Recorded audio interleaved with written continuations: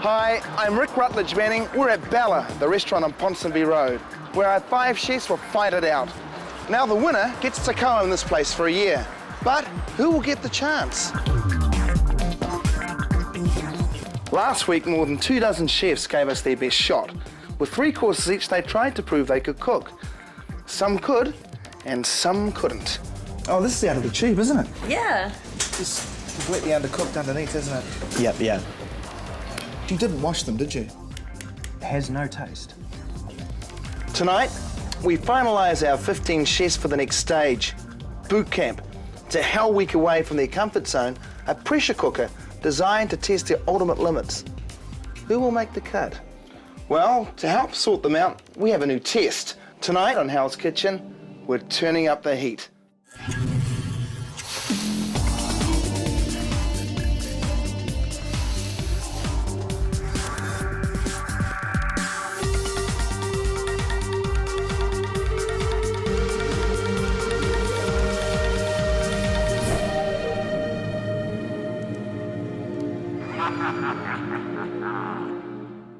So here's the test. Our chefs will have a box full of standard ingredients to test their skill under pressure. We'll be watching the clock. 5 minutes to look at these ingredients, 30 minutes to prepare them. The same sort of pressure I'll put them under in my restaurant. Our basic set of ingredients includes spinach, roquette, lettuce, an onion, a capsicum, a nice ripe one. Sweet corn's in season at the moment, we'll give them some of that. A whole fish, this time a snapper. Tomatoes, lemons, green beans, Samoan coconut cream, extra virgin olive oil, fish sauce, a choice of protein with a chicken breast, the eggs, butter, balsamic, phyllo and potatoes. So what do you see sitting here? Tell you what I see, a whole range of possibilities, from the simple to the adventurous. Watch this. Dish number 1. Remember those corn cobs? We're going to fill the husk with chicken, sautéed snapper fillet with coriander, and a salsa of corn and vine-ripened tomatoes, baby spinach. Dish number 2. Beautiful. Braised chicken and fish sauce with a mushroom and fish pie, barbecued corn, fresh vine-ripened tomato and corn salsa. Our third dish to warm the cockles of your heart with chicken strips, seared snapper fillet with braised cockles, sautéed chicken done with coconut cream and fish sauce, finished off with roquette lettuce. Number 4. Sautéed chicken breast, warm asparagus salad, braised cockles with caramelised onions. And number 5. Rolled snapper with blanched green beans, vine-ripened tomato salad, fresh asparagus and young spinach. 5 completely different dishes made from the same basic ingredients. Not bad from ordinary stuff. All cooked in 20 minutes or so, they've got half an hour. Can they do it? Remember Dean Hyde from Christchurch? He impressed us with a scallop entree that was full of Mediterranean flavours, with prosciutto and Mallorcan goat's cheese. Fish on the main course was slightly overdone, but was still fantastic, and he finished his rice pudding with a blowtorch. Now for the next test. Dean, you got 5 minutes. All the ingredients that are here are at your disposal. I want you to create one portion. 5 minutes to come up with the actual dish, and then you have 30 minutes to prepare that dish.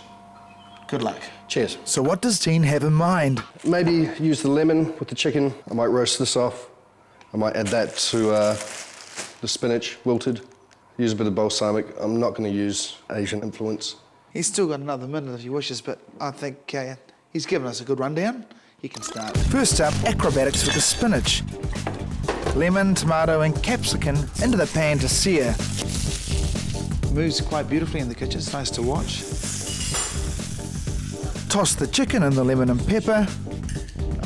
No sugar. Dean only has the ingredients in our magic box to play with. And Dean's first big mistake? No! Oh, jeez, that was close, wasn't it? Raw poultry, and then Dean was about to put his vegetables straight onto the board that he just used to prepare his chicken. Potatoes finely sliced, and we're halfway there on time. 16 minutes in closing. Already Dean's working up a sweat, but he's making good progress. Wilting the spinach. Whoa. And then another mistake from Dean. Why'd you do that for? Well, basically, I just want to get a bit of balsamic flavours in there. Yeah, but you're going to discolour your asparagus now and you've lost all your colour. Well, I'll do it for the flavour. What happens, the acid in the balsamic, it actually discolours the asparagus. So Dean attempts a rescue job. Bit of pressure now, buddy, 4 minutes. 4 minutes. But if his chicken's not cooked, Let's hope. all could be lost. Close. Not quite. Back in the pan, bit of pressure. And 2 minutes later, we're plating up. A glistening of olive oil, and it's done. Or is it? Exactly 30 minutes, Dean. Let's have a look, see if it's cooked. That's... Yep, you pulled it through. I think if you'd served the chicken the way you intended with the whole piece, then we definitely would have had a problem. So, you know, sometimes you give extra marks because he's taken his initiative and he's actually made it work. In a restaurant scenario, that's quite important sometimes. You have to change the game plan. Actually, you're sweating too. You're sweating. I sweat. I sweat a lot. Yeah. So every good chef puts a bit of himself into every dish. So Dean's revealed his secret ingredient. But even without it, his food gets an 8. To go with last week's 8.5. Dean is boot camp bound. In a professional kitchen, consistency is everything, and last week Sean's chowder was a little gloopy. Now the 30-minute test. Take the pick of any of these ingredients here, okay? After 30 minutes, you are to produce one portion only that would equate to a main course. Are you up to the challenge? I'm up for it. I'm going to have the chicken with some char-grilled mushrooms with balsamic vinaigrette. I'm going to have some oven-roasted tomatoes, creamy sauce. That's it. Sean's got a bit to choose from, but he doesn't choose much. I think you need that a little bit more because it's not showing much imagination. I'll take some green beans. Okay, well, your time starts now. I've only got half an hour. Try and keep it simple, eh? But maybe too simple. The way Sean's working, he's not going to get the best out of his flavours. The sauce he's attempting to make is made incorrectly, so I'm just going to show him a different method. We're going to attempt a flavour rescue using part of the chicken to make an instant chicken stock. Take a little bit of this chicken off, okay? Okay. Let's throw that back in the oven. I'll make a very quick stock. Just grab this pan, grab the coriander. Smell it. Beautiful. It's lovely. Chuck it in like that. You can see it reducing down. You can see the flavour coming in. So the flavours go in, a dash of creams, oops, through a sieve, a splash of olive oil, a quick whiz, and the result compared to what Sean started with? Completely different. Whereas that one's just straight reduced cream. It's just got no flavour, it's got no personality, it has nothing going for it. Now you've got a sauce with quality. Let's finish off, see what you're up to. Finish it. And onto the plate it all goes. Excellent. When I first had a look at the ingredients, it was a bit nerve-wracking.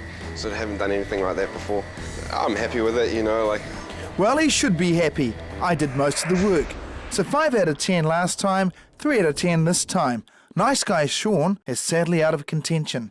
For his first course, Cruz had cooked us a different type of risotto with 4 different kinds of mushrooms, a main of baby quail stuffed with prosciutto and scallops, and a dessert of macerated fruit with halloumi cheese. So what's he going to do in 30 minutes? I'm going to do something with the chicken and the mushrooms with the phyllo. Okay.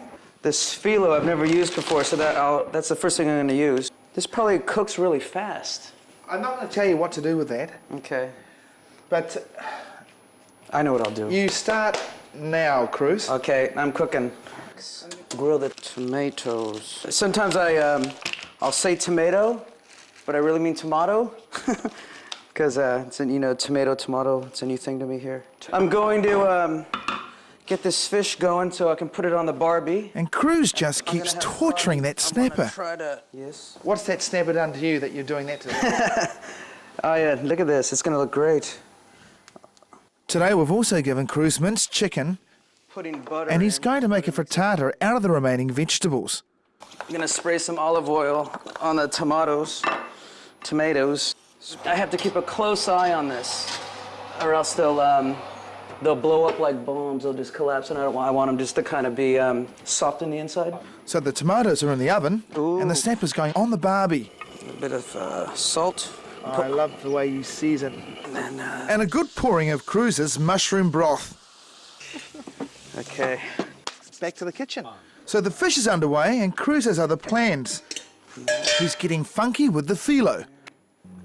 It's like a burrito. The bad news is you've got 10 minutes left, Cruz. For reals.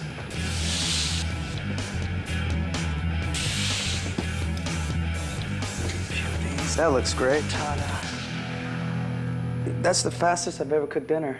That was impressive, considering that in the time frame you had, which was 30 minutes, you've done an amazing dish here.